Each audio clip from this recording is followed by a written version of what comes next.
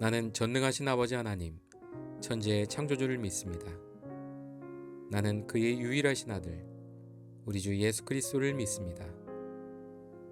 그는 성령으로 잉태되어 동정녀 마리에게서 나시고 본디오 빌라도에게 고난을 받아 십자가에 못 박혀 죽으시고 장사된 지 사흘 만에 죽은 자 가운데서 다시 살아나셨으며 하늘에 오르시어 전능하신 아버지 하나님 우편에 앉아 계시다가 거기로부터 살아있는 자와 죽은 자를 심판하러 오십니다.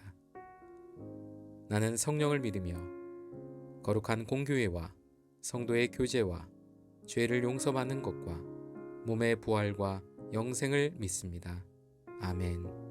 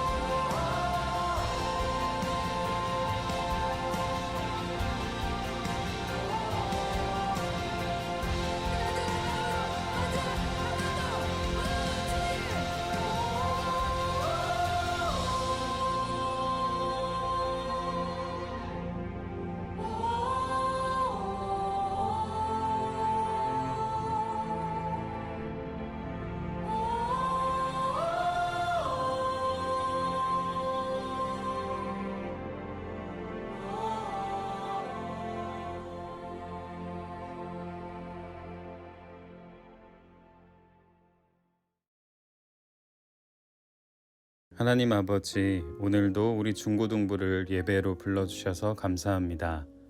한 주간 짜여진 일상 속에서 정신없이 지내다 이렇게 하나님 앞에 서 있습니다. 우리의 부족한 모습을 받아주시고 주님의 성령으로 새롭게 채워주옵소서.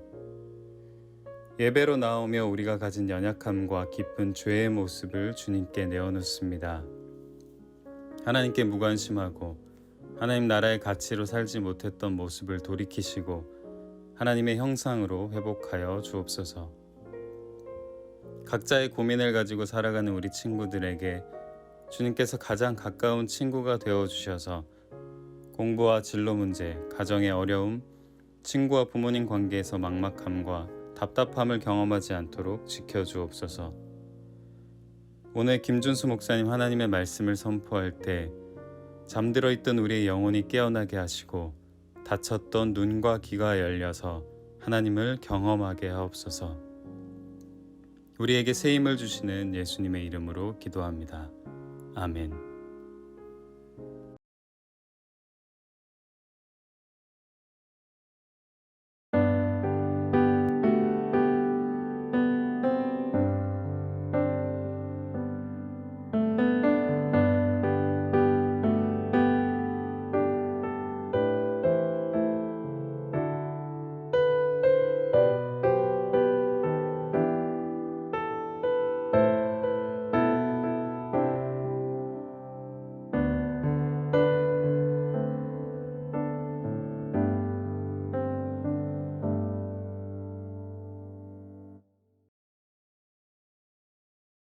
예수께서 들으시고 배를 타고 떠나사 따로 빈들에 가시니 무리가 듣고 여러 고을로부터 걸어서 떠나간지라.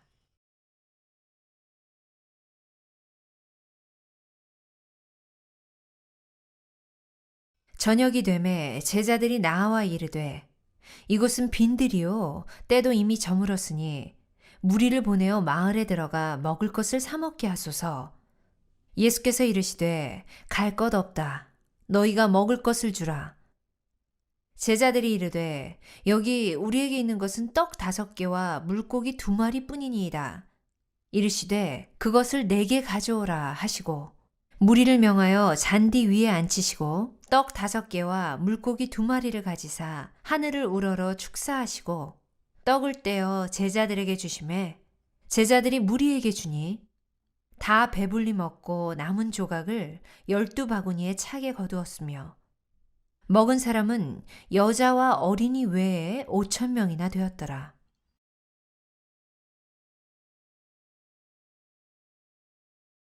올해 마지막 주일을 맞이했습니다.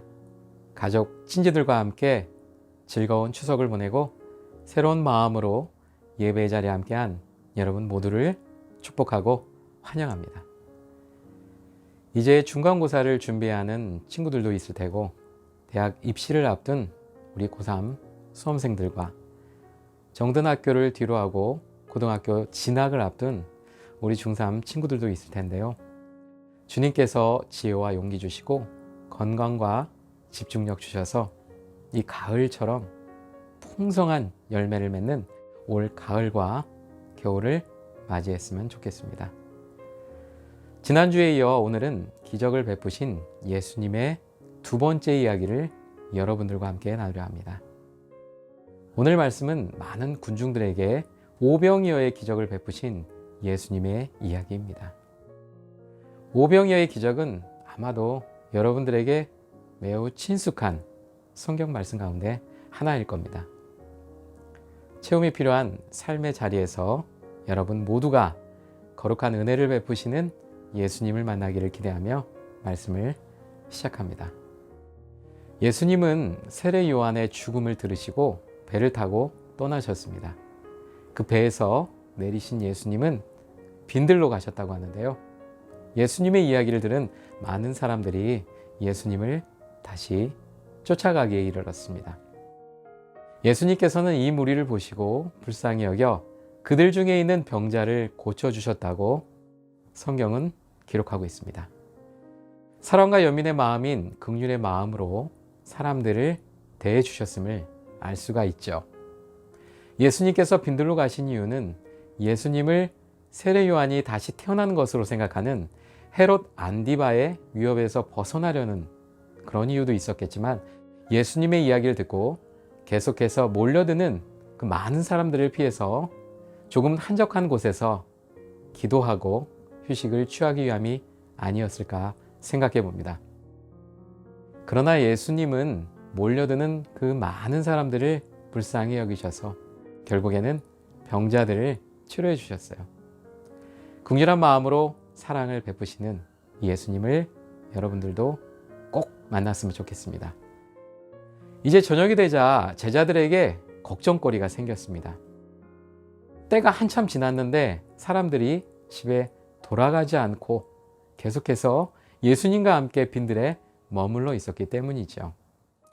예수님이 전하는 그 진리의 말씀을 들으며 평안과 안식을 누리던 사람들은 예수님의 말씀에 푹 빠져 있어서 시간 가는지 모르고 있었을 거예요.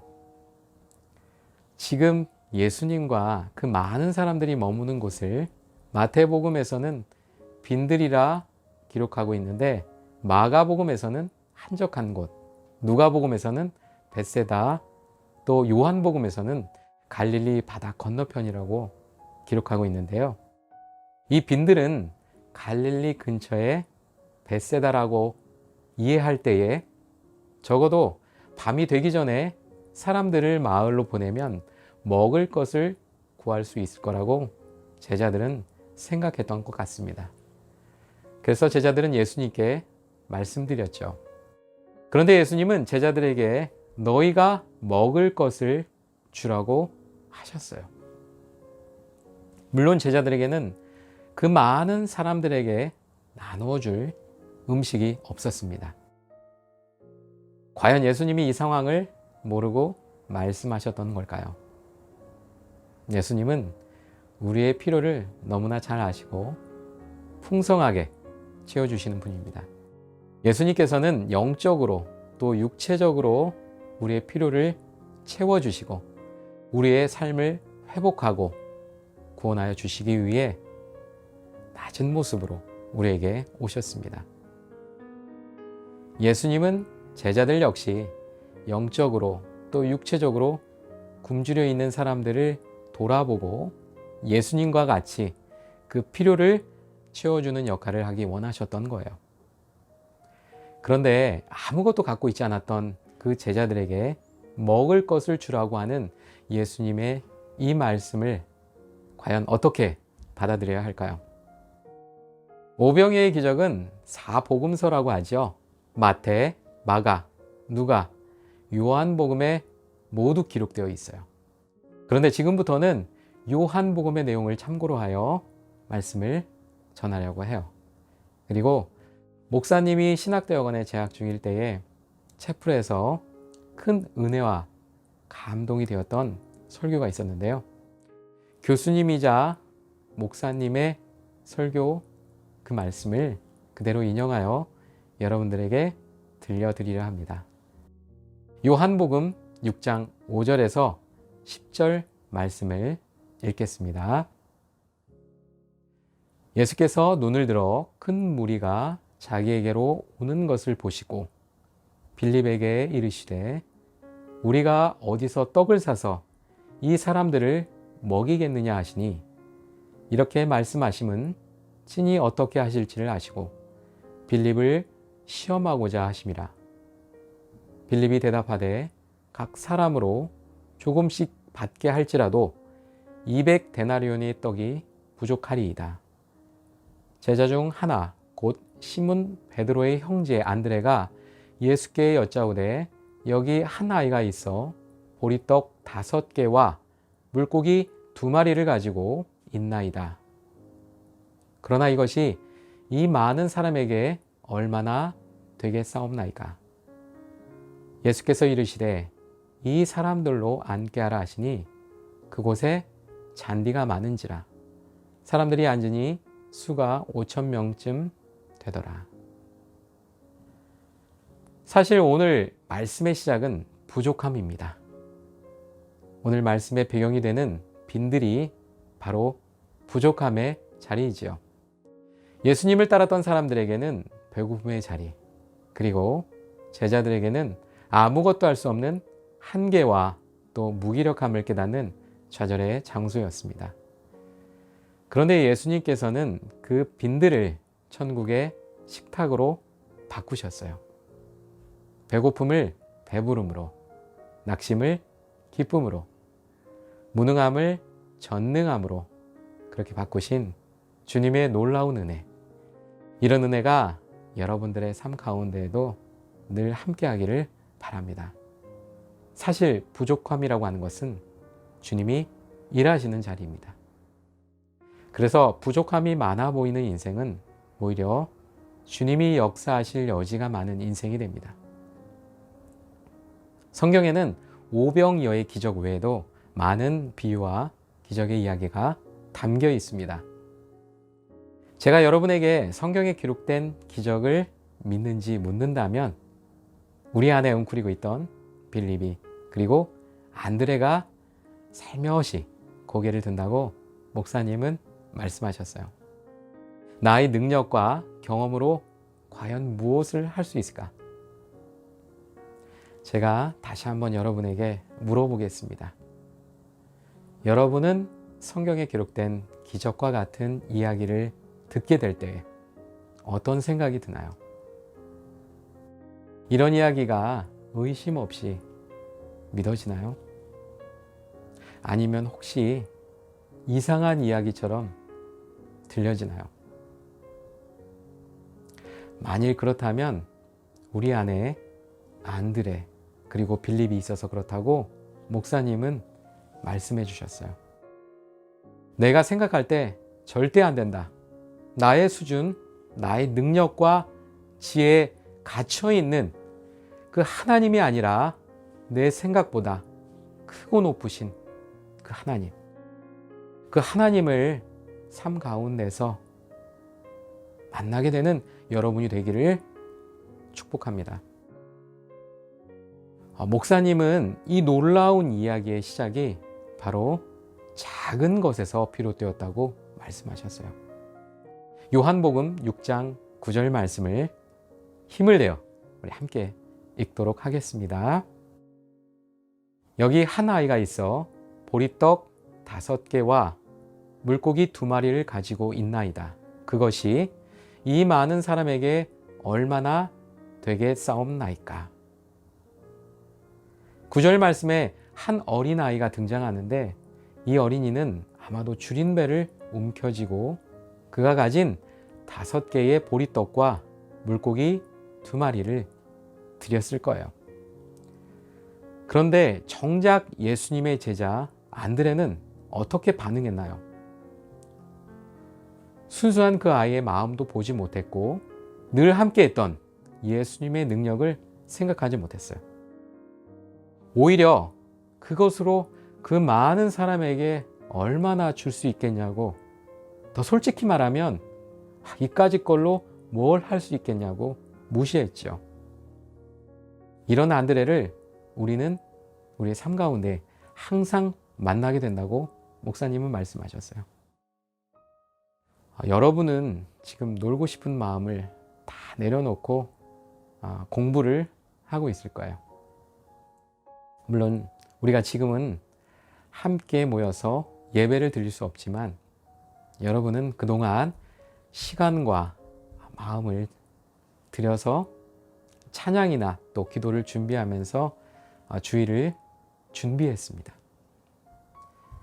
비록 남에게는 이것들이 작아 보일지 모르겠지만 나에게 주어진 이 시간과 노력을 찬양과 예배를 위해 준비하는데 그곳에는 언제나 나를 무시하는 사람들이 나타났습니다.